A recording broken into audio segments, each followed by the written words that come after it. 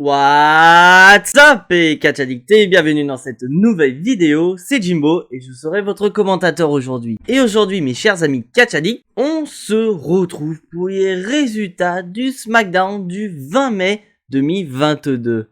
Mais sur ce, trêve de blabla et let's go!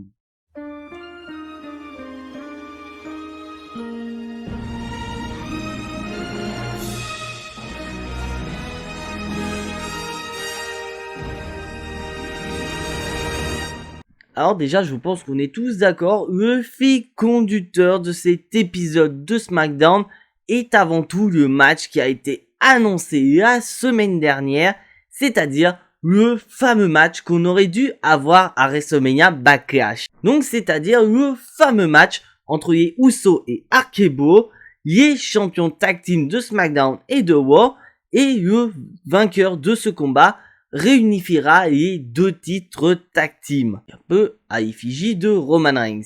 On passe au sujet de la vidéo, et à bénédiction de Roman Reigns. Et donc le show va démarrer avec The Bloodline, c'est-à-dire les Usos, les champions tag team de SmackDown, et également le champion universel incontesté de la WWE, j'ai nommé Roman Reigns. Et donc un Roman Reigns qui va demander au public présent bien sûr de le reconnaître, mais surtout de reconnaître les cousins et Usos. Après ça, on a Paul Heyman qui va prendre le micro et qui va mettre les Usos en avant en disant que ces derniers, ils n'ont que deux options, c'est soit de devenir double champion tout comme leur cousin Roman Reigns, ou tout simplement ils ne pourront plus jamais revenir sur l'île du chef tribal.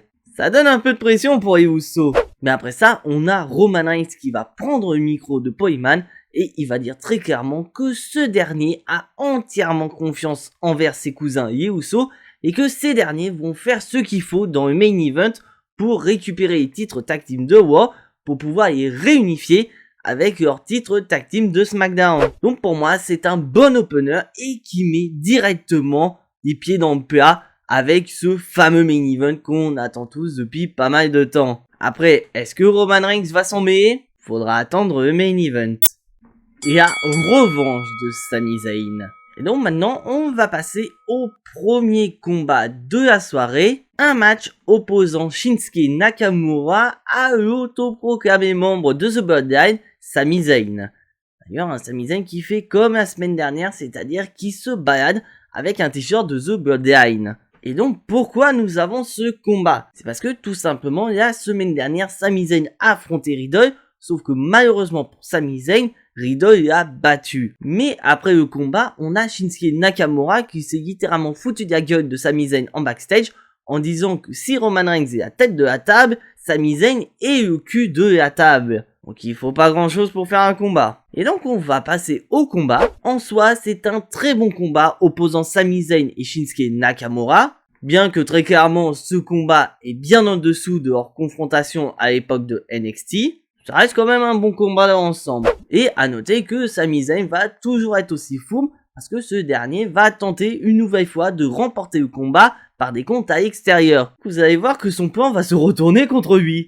En effet, Sami Zayn est lui-même victime d'un décompte à extérieur, sauf que voilà, ce dernier va revenir au compte de 9 et il va être réceptionné par un Kinshasa de Shinsuke Nakamura pour le compte de 3. Donc vainqueur de ce combat, Shinsuke Nakamura. Donc après, est-ce que grâce à cette victoire face à Sami Zayn, Shinsuke Nakamura pourra remonter petit à petit les échelons de la WWE? Personnellement, je n'y crois absolument pas. Parce que quand même, je vous rappelle qu'il y a de ça quelques semaines, il y a WWE nous faisait des petits soupçons d'une potentielle rivalité entre Nakamura et Roman Reigns pour les titres unifiés de la WWE. Sauf qu'au final, on n'a jamais eu ce combat. Et très clairement, Nakamura y est vraiment passé à autre chose. D'un côté, tant mieux pour lui.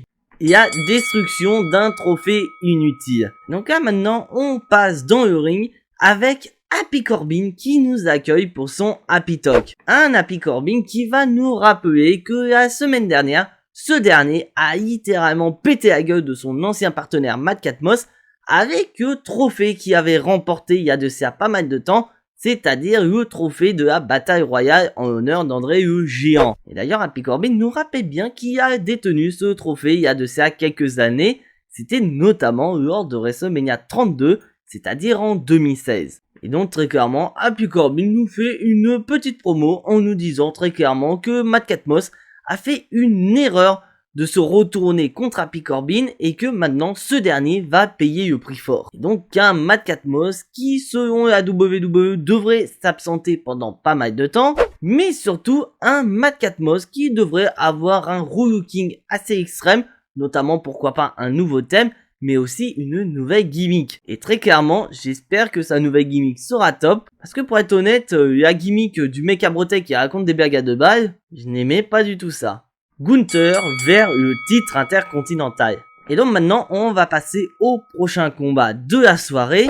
Nous avons Gunther intronisé par Ludwig Kaiser face à Drew Gulak. Et donc pourquoi nous avons ce combat, mes chers amis catch addicts? Et ben, je vais vous dire tout de suite que tout simplement, la semaine dernière, on a eu une confrontation backstage entre Drew Gulak et Gunther qui s'est terminée par une victoire de Gunther. C'est pour ça que nous avons ce fameux combat. Et le combat, très clairement, y est à effigie de ce qui s'est passé la semaine dernière. Car en effet, Gunther a littéralement roulé sur Drew Gulak qui n'avait littéralement aucune chance face à ce dernier. Et d'ailleurs, à titre d'information, il s'agit du match le plus court de cet épisode de SmackDown. Et donc c'est en toute logique que Gunther va remporter le combat face à Drew Gulak. Mais vous allez voir que l'après-match est plus intéressante. Car en effet, Gunther veut littéralement faire abandonner Drew Gulak. Et donc ce dernier va appliquer le Buster Crab sur Drew Gulak. Mais Drew Gulak n'abandonne pas. Et c'est là que ça va être très intéressant. Car en effet, nous avons le champion intercontinental Ricochet qui vient à la rescousse de Drew Gulak et confronte Gunther. Et donc quand j'ai vu cette image, très clairement je me suis dit pourquoi pas WWE de nous créer une rivalité opposant Gunther à Ricochet, surtout pour le titre de champion intercontinental, et j'irai même beaucoup plus loin, je verrais bien pourquoi pas Gunther river les épaules de Ricochet ou même me faire abandonner pour devenir le nouveau champion intercontinental et empochant en même temps son premier titre dans le roster principal après avoir été durant pas mal de temps notre champion du côté de NXT UK. Donc dites-le mes chers amis catch addicts, Gunther contre Ricochet pour le titre de champion intercontinental, mais surtout Gunther, nouveau champion intercontinental. Dites-moi dans les commentaires si vous êtes d'accord avec moi. Raquel Rodriguez contre Shotzi Blackheart. Et donc maintenant, on va passer à un combat féminin. Nous avons Raquel Rodriguez contre Shotzi Blackheart. Et donc pourquoi nous avons ce combat entre les deux catcheuses? C'est parce que tout simplement, la semaine dernière, la toute nouvelle championne de SmackDown, Ronda Rousey, a littéralement lancé un Open Challenge à l'ensemble du roster féminin de SmackDown.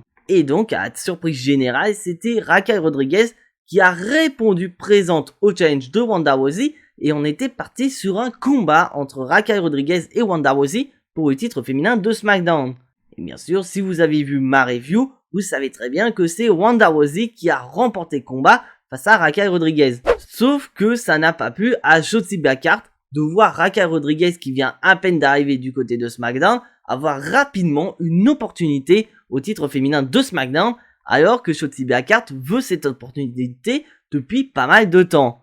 Donc c'est pour ça que nous avons ce combat. Et très clairement ce combat, il ne sert qu'à une seule chose, c'est de mettre Raquel Rodriguez en avant. Car en effet, Raquel Rodriguez pendant l'intégralité du combat est en domination face à Shotzi Blackheart. Bien que cette dernière ait perdu la semaine dernière face à Ronda Rousey, elle reste quand même très puissante et la WWE veut à tout prix le montrer et la mettre en avant comme étant la prochaine menace pour Ronda Rousey. Et donc c'est sans aucune surprise que c'est Raquel Rodriguez qui remporte le combat face à Shotzi Blackheart. Donc est-ce que peut-être avec le changement de programme suite au départ de Sasha Banks et de Naomi, et d'ailleurs spoiler alert, la WWE nous ont informé que Naomi et Sasha Banks sont suspendus pour une durée indéterminée et que les titres de championne tag team sont désormais vacantes et que la WWE compte organiser un tournoi pour couronner les prochaines championnes tag team de la WWE.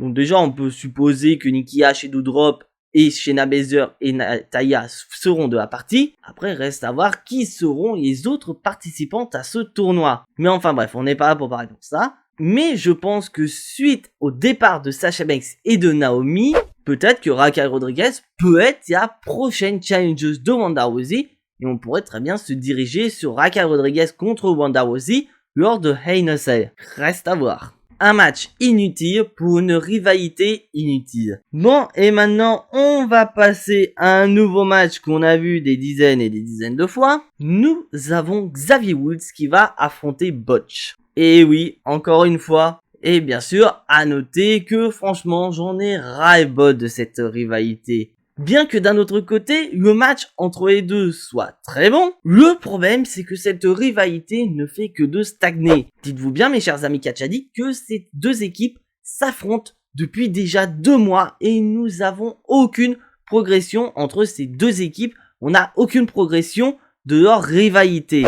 Donc on voit très clairement que la WWE ne savent pas quoi faire de ces deux équipes parce que tout simplement peut-être que ces deux équipes sont juste là pour patienter en attendant que le main event de cet épisode de SmackDown soit terminé pour se dire que la semaine prochaine on pourra créer une rivalité entre l'équipe gagnante du main event et une de ces deux équipes. Mais le problème c'est énervant parce que c'est toujours la même chose. Et d'ailleurs à noter mes chers amis catchadicts que malheureusement pour Butch, ce dernier va se prendre un roll-up de la part de Xavier Woods. Et c'est Xavier Woods qui va remporter le combat. Mais bien sûr, ça ne va pas plaire à Butch. Car en effet, Butch va littéralement péter la gueule de Xavier Woods après ça. Et il faut l'intervention de Rich Holland et Sheamus pour pouvoir le maîtriser. Bon, très clairement, je commence à en avoir ras-le-bol et il faudrait très clairement qu'à WWE se décide à créer quelque chose de nouveau. Parce que très clairement, j'en ai ras-le-bol de cette rivalité. Et je pense que c'est le cas pour beaucoup d'entre vous. La consécration de la première équipe championne tag team incontestée de la WWE. Et donc maintenant, on va passer au main event de la soirée, le fameux match d'unification des titres tag team de Raw et de SmackDown opposant Arkebo et Jey Uso. Un match qui, je vous rappelle, on était censé voir depuis WrestleMania Backlash. Et on va parler du combat. Très clairement, c'était une dinguerie. Bien que je suis d'accord avec vous qu'on a déjà vu Arkebo et Jey Uso s'affronter de nombreuses fois ces derniers mois, mais très clairement, je ne m'en lasse absolument pas. Que on a vraiment la WWE qui nous présente Randy Orton comme le top babyface de la fédération, car ce dernier, dès qu'il fait le hot tag à Riddle, on a le public qui est à fond derrière Randy Orton. Et d'ailleurs, Riddle lui-même, quand il fait le hot tag, le public est à fond derrière lui. À quel point on est sûr à 100% que la WWE nous présente Riddle et Randy Orton comme les top babyface de la fédération à l'heure actuelle. Et là, on va passer à un fin de match qui a divisé beaucoup de monde, car en effet, on a Riddle qui s'apprête à porter un énorme superplex du haut de la troisième corde à un des Usos, sauf qu'on a Paul Heyman qui est là pour distraire l'arbitre, ce qui permet à Roman Reigns d'intervenir pour sauver ses cousins. Donc oui, Roman Reigns est intervenu comme je l'avais prévu.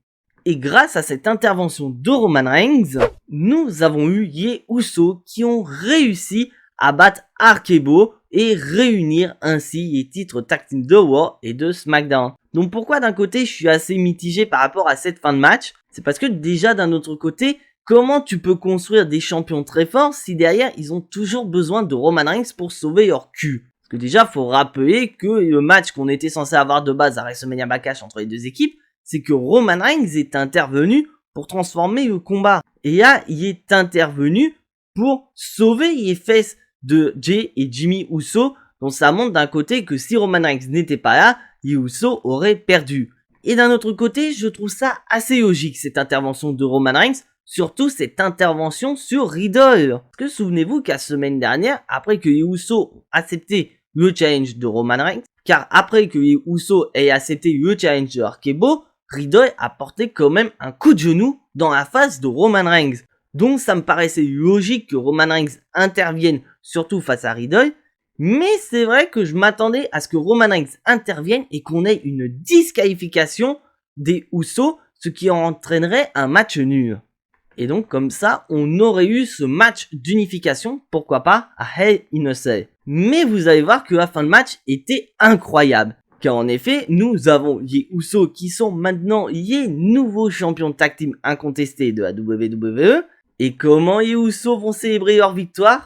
En littéralement pétant la gueule des anciens champions tag team de Raw. Et c'est donc The Bloodline qui font passer Arkebo à un tabac et le show va se terminer ainsi. Et donc à WWE nous ont annoncé que suite à cette attaque de The Bloodline, Riddle et Randy Orton sont blessés et ils devront s'absenter pendant un petit moment. Donc très clairement, je pense que Riddle et Randy Orton vont revenir après Hell in a Cell pour pourquoi pas lancer une rivalité face à Roman Reigns. Mais ça, je vais en parler un peu plus tard dans une vidéo. Et donc en soi, c'est un putain de main event que j'ai surkiffé et j'espère que la WWE ne va pas faire les cons avec les Usos comme ils sont en train de le faire avec Roman Reigns. Mais ça, j'en parlerai dans une vidéo débat.